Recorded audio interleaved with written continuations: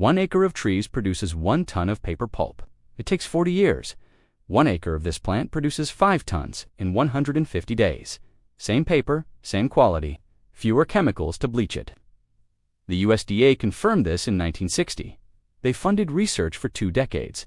Then the funding was cut. The timber companies that owned 60 million acres of American forest had made a phone call. Not because the research was wrong, not because the plant failed field trials, because a plant that replaces trees in 5 months makes 60 million acres of corporate timberland worthless overnight. And the companies that owned those acres were not in the business of making themselves obsolete. Subscribe and hit the bell. Every share helps preserve what they tried to erase. The archive opens in East Africa roughly 4,000 years ago.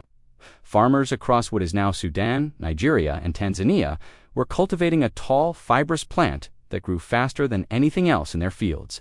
They used it for rope, for animal fodder, for construction material, for the woven mats they slept on. The plant reached 12 to 14 feet tall in a single growing season. When it was cut, the field was replanted immediately. No fallow period, no waiting.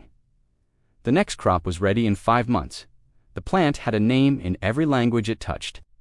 In India, where it had been cultivated for centuries, it was called ambari. In Southeast Asia, it was used for sacking and cordage. Across West Africa, it was a rotation crop planted between food harvests to restore depleted soil because its deep taproot pulled nutrients from below the plow, layer and deposited them at the surface when the stalks decomposed. This is kenaf, Hibiscus cannabinus, a member of the hibiscus family, related to cotton and okra. It looks nothing like a tree.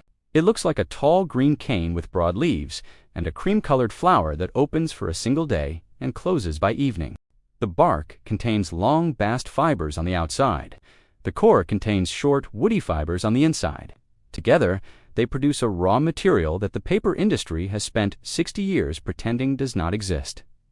Thomas Edison knew about it. In the early 1900s, he tested kenaf alongside hundreds of other plant fibers, searching for alternatives to increasingly expensive wood pulp. He documented its potential. He moved on to other projects. The paper industry was still young. Trees were still cheap. Nobody needed an alternative yet. Then the math changed. By the mid-20th century, American paper consumption was exploding. Newspapers, packaging, office paper, textbooks, toilet paper. The average American was consuming over 700 pounds of paper per year. The timber industry was cutting faster than forests could regrow. Southern pine plantations that were supposed to sustain the paper supply for generations were being harvested ahead of schedule. The economics of 40-year growth cycles were colliding with the reality of annual demand growth. In 1960, the USDA assigned a team to find a solution. The task was specific. Identify the best non-wood fiber source that could be grown on American farmland as an annual crop. The team tested hundreds of species: grasses, reeds, agricultural residues, bamboo, hemp, flax, jute, sisal, every fiber-producing plant that could be cultivated in the continental United States was evaluated on 4 criteria: yield per acre, fiber quality, processing compatibility with existing paper mills, and cost of production. Kenaf won every category: 5 to 8 tons of dry fiber per acre, compared to 1 to 2 tons per acre for a pine plantation that took 40 years to reach harvest. The fiber quality was equal to softwood pulp for newsprint and packaging and superior for certain printing applications. The processing was compatible with existing kraft pulp mills with only minor equipment modifications. The cost of production per ton of finished paper was lower than wood pulp because the growing cycle was measured in months, not decades. The USDA published the findings. They funded pilot programs. They established trial plots across the southern United States from Texas to Florida. They partnered with university agricultural programs in Mississippi, Louisiana, and Georgia. For 20 years, the research continued.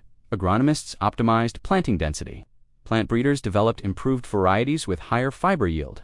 Processing engineers refined the pulping methods. By the early 1980s, the USDA had assembled a comprehensive body of evidence, demonstrating that kenaf could replace wood pulp for most paper applications at lower cost with less environmental damage. The evidence included something the timber industry did not want measured. Paper made from wood pulp is naturally brown. The lignin in wood fibers turns dark when exposed to the chemicals in the pulping process. To make white paper, the industry uses chlorine-based bleaching compounds.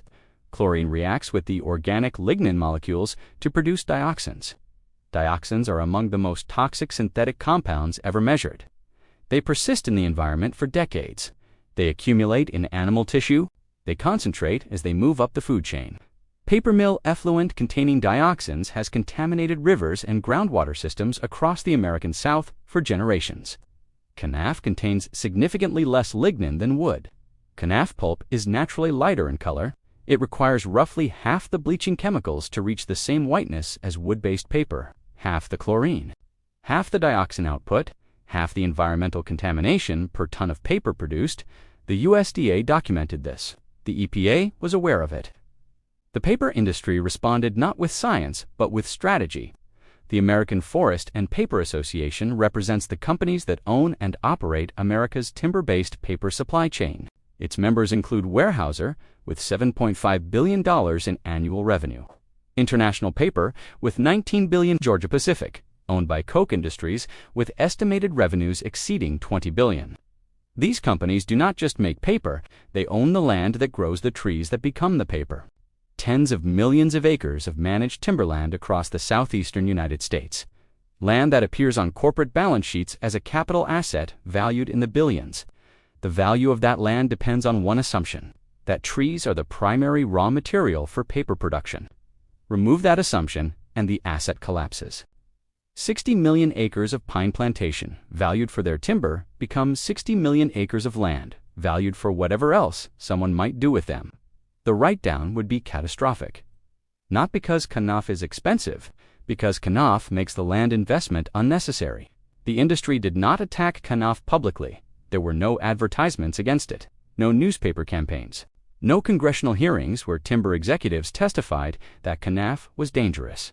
The approach was quieter. USDA research funding operates through congressional appropriations. Appropriations are influenced by lobbying. The American Forest and Paper Association is among the most effective lobbying organizations in Washington. Between the mid-1980s and the late 1990s, funding for USDA kenaf research declined steadily. Programs that had been running for 2 decades lost their budget lines. Researchers who had spent careers on kenaf fiber quality found their positions eliminated. Trial plots that had produced consistent data for 15 years were not replanted. By the early 2000s, the USDA kenaf program was effectively dead. Not terminated by a formal decision, starved of funding until it could no longer operate. The research papers remain in the USDA archive. The data remains valid. The plant still grows the same way it grew when the first trials were planted in 1960. Nothing changed about the science. Everything changed about the budget. A small company in New Mexico called Vision Paper attempted to commercialize kenaf paper in the 1990s. They produced printing paper and business cards from kenaf fiber, grown in the Mississippi Delta. The paper was high quality. Print shops that tested it reported excellent results. Environmental organizations placed orders. The Sierra Club printed materials on kenaf paper. Patagonia used it for catalogs.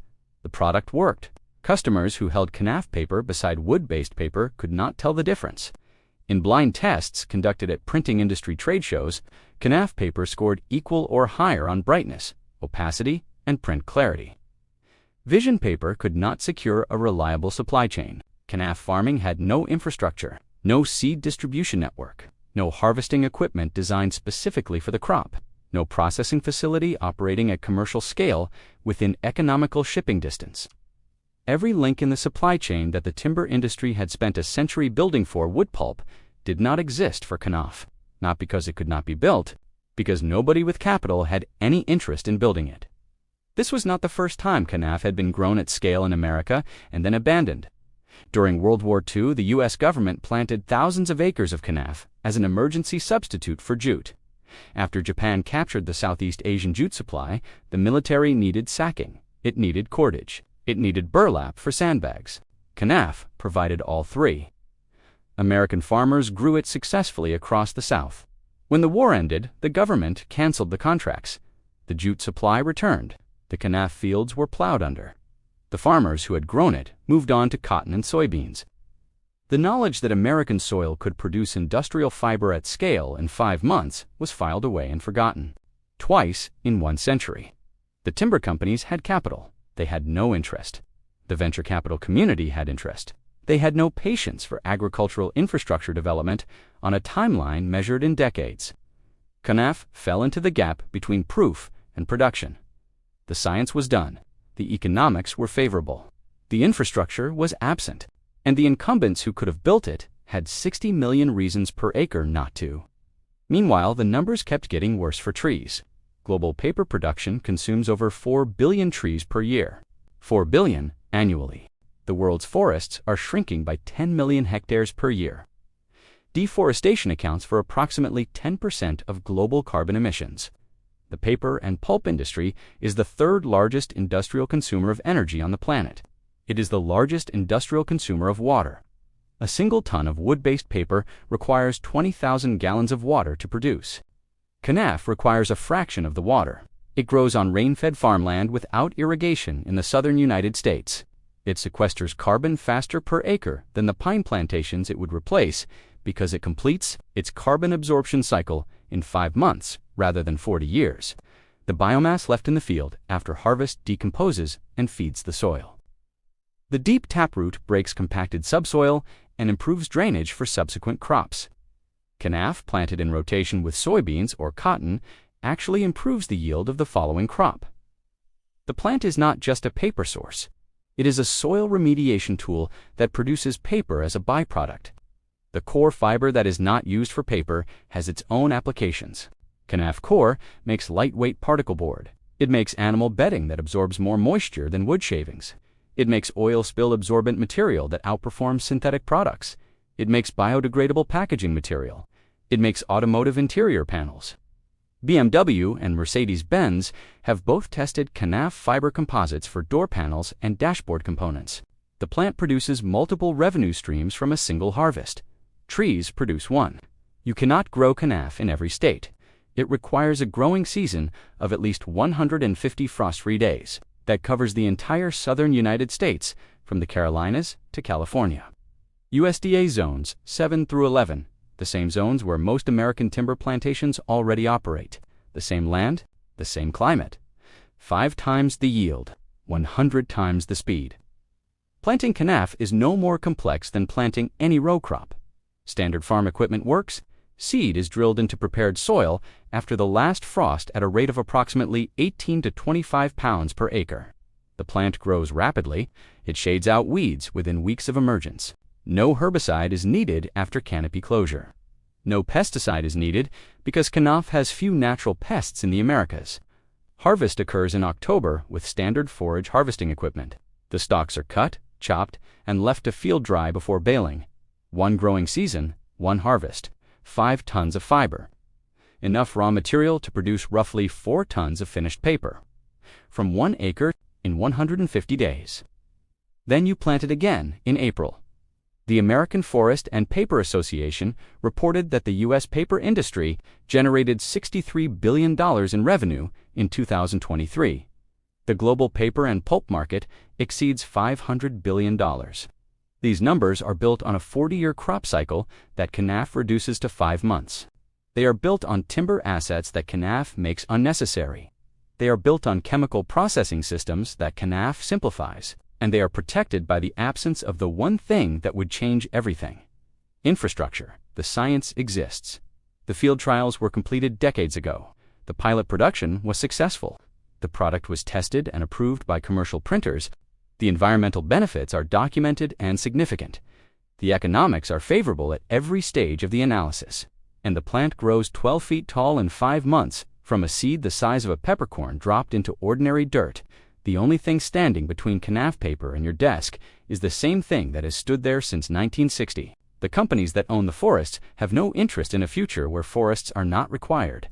The phone call that ended the USDA funding was never documented.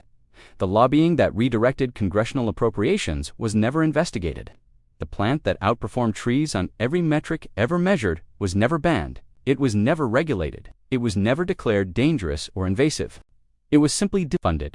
And defunding is the cleanest form of suppression because it leaves no fingerprints. No executive order to protest, no law to challenge, no villain to name in a headline.